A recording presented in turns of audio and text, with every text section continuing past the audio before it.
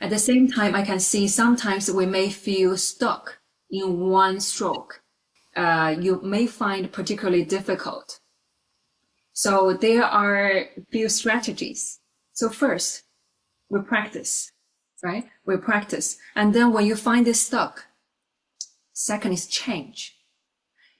Either you move on to the next topic or you change to a practice you have done. So we change the topic you're practicing.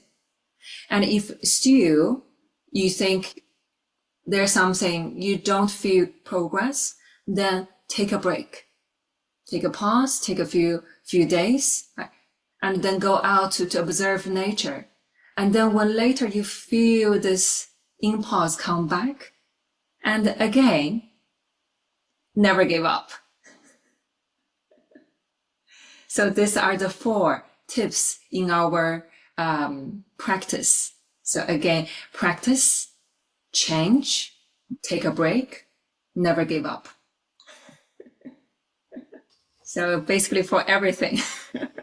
Yeah.